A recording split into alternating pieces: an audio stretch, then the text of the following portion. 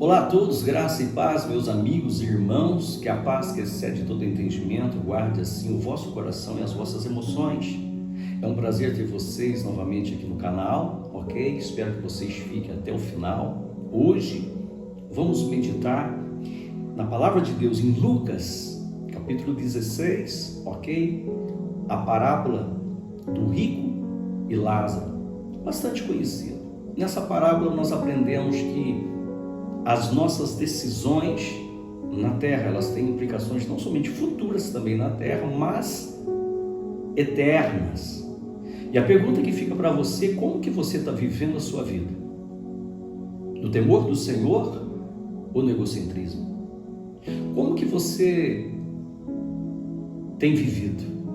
E nós aprendemos isso com Jesus. Quem narrou essa parábola foi Jesus. E a parábola é uma história, consequentemente, produzindo uma verdade daquilo que é real, daquilo que é concreto, né? E para a gente dar início, quero aqui como guia de introdução, Lucas capítulo 16, verso 22, está escrito: E aconteceu que o mendigo morreu, foi levado pelos anjos para o seio de Abraão. Morreu também o rico e foi sepultado. Essa parábola ela é rica em figuras, e aqui nós já temos basicamente algo diferenciado, ou seja, no que? Na morte dos dois. Nós sabemos que todos nós vamos morrer, e o que vai realmente determinar para onde nós iremos é a maneira pelo qual nós vivemos na terra. Aqui é narrado a respeito de um homem que viveu, ou seja, o rico, não porque ele era rico, mas ele viveu sem temer a Deus. Todos os dias da sua vida ele usou os seus recursos para si próprio. Então nós temos um homem totalmente egocêntrico, orgulhoso, voltado para o eu. Enquanto Lázaro comia das migalhas que caíam da mesa. E a gente vê o sofrimento desse homem, não somente a pobreza, mas o sofrimento, porque está escrito que os cachorros, os cães, lambiam as suas feridas, as suas chagas. Olha que situação que esse homem. E não era porque ele era mendigo em si, mas dá-se a entender que ele temia a Deus. Então, logo após a morte, eu creio que com segundos a gente vai saber se realmente a gente serviu a Deus ou se nós não servimos a Deus. Porque olha a diferença, e uma grande diferença. Um foi levado pelos anjos, ou seja, o mendigo, Lázaro, e o rico foi sepultado, né? A gente já vê uma diferença aqui nesse momento, eu creio que segundos após a morte. E o texto diz: e no Hades ergueu os olhos estando em tormentos, ou seja, o mundo dos mortos, né? Às vezes tem versões que diz inferno, mas o Hades é o mundo dos mortos, e ele é dividido em duas partes: o seio de Abraão e do outro lado separado por um abismo, ok? Um ambiente que a Bíblia diz que tem chamas, tem fogo. E no Hades ergueu os olhos estando em tormentos e viu ao longe Abraão e Lázaro no seu seio. Então, ou seja, alguns pensam, isso é muito notável em ofício fúnebre, parece que todos vão para o céu, e não é bem isso que a palavra de Deus diz, No entanto, o homem que pelo qual viveu para as coisas materiais, agora ele está no Hades. Ele está num ambiente onde está escrito que ele está clamando a Abraão, e ele está dizendo: Pai Abraão. Abraão aqui é a figura do próprio Deus. A pergunta que fica é: enquanto ele tinha vida na terra, por que ele não chamou Deus de Pai? Por que ele não chamou Deus de Senhor? Por que ele não se submeteu à palavra de Deus? Entendeu? Então ele deixou para o final, com o pensamento, ou seja, depois da morte a gente resolve essa situação. E não é É bem isso que as Escrituras dizem. Por quê? Porque nós aprendemos nessa parábola que a salvação é em vida. Então, a salvação ela não acontece depois da morte. Ela inicia-se quando você crê que Jesus Cristo é o único Senhor. E você começa a andar no caminho que é Ele. Ele diz: eu sou o caminho, a verdade e a vida. Ou seja, não é somente uma religião, mas uma relação. E aqui ele chama, ele lembra que ele tem um pai. Por que ele não lembrou enquanto ele tinha vida na terra? E outra, olha o que ele pede: manda com que a Lázaro molhe na água a ponta do seu dedo e refresca a língua, porque estou em tormento, ou seja, nessa chama. Eu tenho quase certeza que se ele viveu, está escrito aqui, dias regalado e esplendidamente, no verso 19, esse homem viveu nas festas, ele se deixou se levar pelos vícios, pelas bebidas. E a pergunta que fica aqui: por que ele não pediu cerveja? Por que ele não pediu uísque, vodka? Ué, agora o que eu aprendo aqui? Aquilo que o diabo oferece para nós aqui na terra, neste ambiente aqui, não vai ter. E olha o que ele pede: água, algo tão natural, água que é algo assim que a gente tem acesso tão fácil, ok? Mas lá ele pediu água. Devia ter pedido uísque, deveria ter pedido uma cerveja, Não. Outra coisa que eu aprendo aqui, e quando ele diz que está atormentado, Abraão, ou seja, o próprio Deus, diz filho. Vai ter filho de Deus no inferno? Olha que Deus chamando ele de filho. Deus não chama ele de ímpio, entendeu? Então, consequentemente, é uma pessoa que andou totalmente desordenadamente sua vida. Ele não correspondeu àquilo pelo qual ele ouviu. Hoje o Evangelho está sendo pregado, Hoje tem uma facilidade através da mídia, das redes sociais e demais. Hoje você numa pista você consegue ver no para-choque de um caminhão um versículo bíblico, no muro. Em todos os lugares a palavra de Deus está sendo pregada, ok? Então não há desculpa para nós. E a pergunta que fica para você é: para onde você vai? Para onde você vai quando você morrer? Você está preparado para realmente estar no seio de Abraão?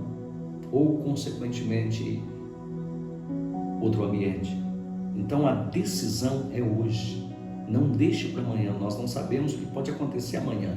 A morte, ela não avisa, ela não manda mensagens, ela não bate na porta, ela apenas chega.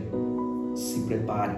Existe um versículo bíblico, ou seja, em Amós, se eu não me engano, em 4 verso 12, que diz: prepara-te, ó Israel, para encontrares com o Senhor teu Deus.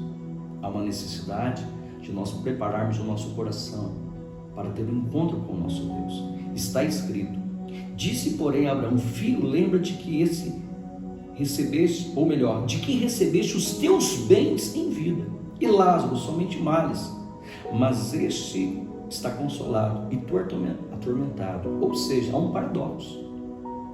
Não porque ele era mendigo, não porque ele sofria, não porque ele era pobre, mas Lázaro, independente da sua situação financeira ou saúde, ele temia Deus, ele servia a Deus, ele reconhecia o Criador.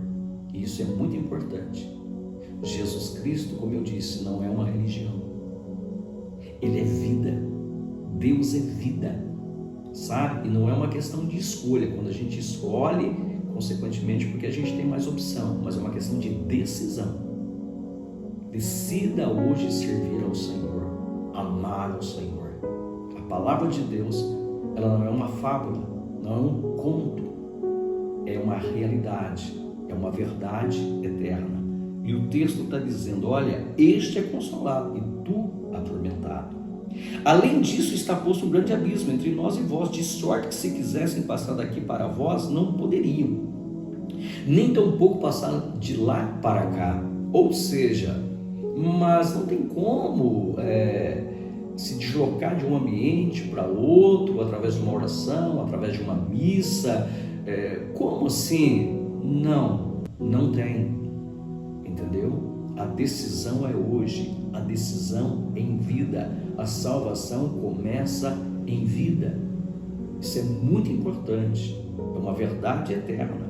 E disse mais, olha o texto: disse ele: rogo-te, pois, ó Pai, que mandes a casa do meu pai. Olha que interessante, ele quer voltar para pregar o evangelho para a família, dizendo: olha, eu tenho mais 5 irmãos, eu quero ir lá dar testemunho, eu quero narrar para eles como que é aqui, né? Então, ou seja, agora realmente ele creu, só que é tarde demais. Deixa eu dizer algo para você, um conselho: use a sua fé para buscar ao Senhor, enquanto o pode achá-lo, porque haverá um dia, queridos, que não terá mais condições. Isso é muito sério, isso traz uma implicação eterna. Salvação é coisa séria. Olha, ele quer voltar. A pergunta que fica é: quando ele estava aqui, por que ele não pregou? Por que ele não usou os recursos dele para promover o evangelho, para promover o reino de Deus?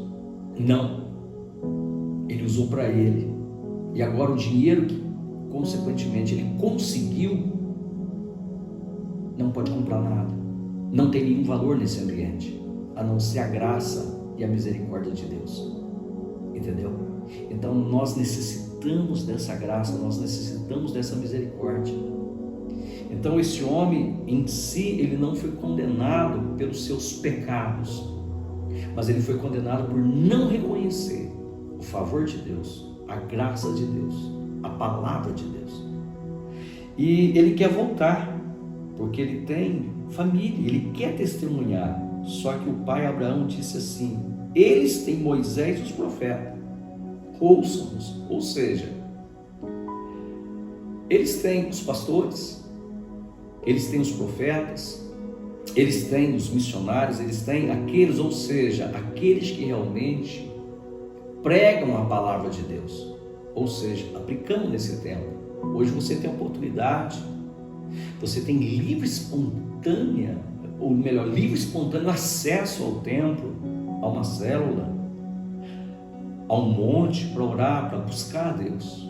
E muitas vezes alguns se encontram acomodados, deixando para o dia de amanhã.